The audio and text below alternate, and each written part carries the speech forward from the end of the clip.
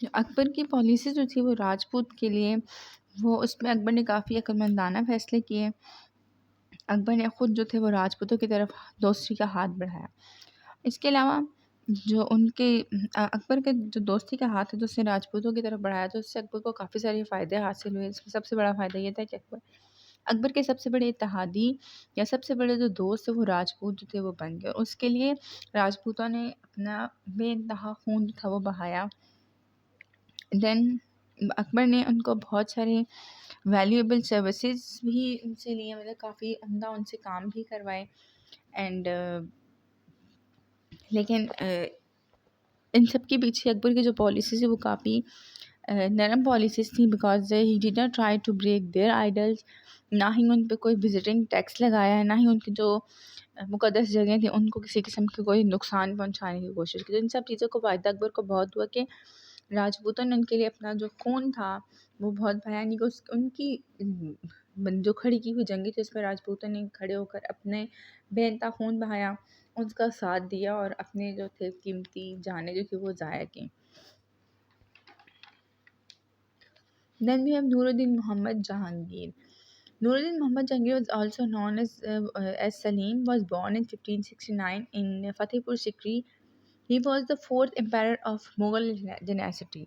تو مغل جو سلطنت تھی اس کا چوتھا بادشاہ جو تھا وہ نورالدین محمد جہانگیر تھا، جس کو ہم سلیم کے نام سے بھی جانتے ہیں۔ یہ ascended the throne in 1605 Babar میں، یعنی کہ حکومت جس قائم ہوئی تو 1605 ایئر تھا جب نورالدین محمد جہانگیر نے اپنی حکومت قائم کی، and he ruled for next 20 years. Jahangir had the great interest in art, science and architecture. The art of the Mughal painting reached at great heights of Jahangir's reign. Jahangir was famous for his justice. Moreover, his reign was also known for the political and economical stability. جو جہانگیر تھا اس کو سب سے زیادہ جو دلچسپی تھی وہ art, science اور آرکیٹیکچر، یعنی کہ جو عمارتیں بنانے کا فن تھا اس سے تھی۔ اس کے دور میں ہی جو مغل پینٹنگس تھی وہ بہت مشہور ہوئیں، اور جہانگیر نے اس کی جو سب سے زیادہ جو مشہور چیز تھی وہ کیا تھی کہ اس نے یہ اپنے انصاف کی وجہ سے بہت مشہور تھا، اور اس کے ساتھ ساتھ یہ پولیٹیکل یعنی کہ سیاسی اور معاشی طور پر بھی اس کی حکومت جو کافی انہوں نے ترقی کی ہے۔ جہانگیر پینشن فار جسٹس، تو جہانگیر جو تھا اس کو انصاف اپنے انصاف مہیا کرنے کی وجہ سے وہ بہت مشہور تھا عوام میں۔ تو he always listened to the problems and complaints of the people. He made the proper system. He hanged the bells outside of his palace. A layman man could easily approach him. People were allowed to pull the rope at any time to approach Jahangir. The sound of the bells was listened in his court. Once a woman came to him. She had the complaint against a member of Mughal court, and Jahangir ordered to investigate that member. He found him guilty and punished him. Jahangir was not influenced relating to justice. اب جہانگیر جو تھا ابھی میں نے آپ کو بتایا کہ اس کو اپنے انصاف کی وجہ سے اپنے انصاف پسند تھا، وہ تو اس کو وہ یہی چاہتا تھا کہ چاہے کسی بھی کلاس کے لوگ ان کو انصاف جو ہے وہ ضرور مہیا کیا جائے۔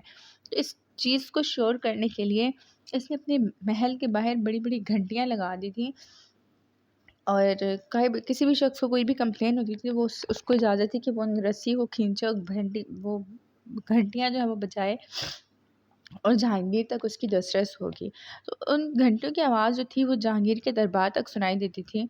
اس میں ایک واقعہ بتایا گیا کہ خاتون تھی، وہ وہاں پر کمپلین لے کر ایک شخص کی اس نے گھنٹی بجائی، تو وہ جس شخص کے خلاف وہ کمپلین لائی کہ جس شخص کے ساتھ اس کو مسئلہ تھا، وہ آدمی جو تھا وہ جہانگیر کے دربار میں ایک وزیر تھا۔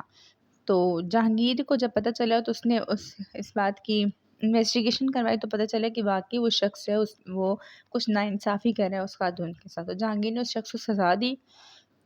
اب وہ جو گھنٹیاں تھیں وہ اتنی ان کی جو رسی کھینچنے والی تھی وہ اتنی نیچے تھی کہ عام ایک شخص جو کھڑا بھی نہیں ہو سکتا، یعنی کہ ایک لیٹے ہوئے شخص بھی آرام سے ان گھنٹیوں تک پہنچ سکتا تھا۔ اتنی آسانی تھی اس زمانے میں، جہانگیر نے جسٹس یعنی کہ انصاف کو کامن کیا ہوا تھا۔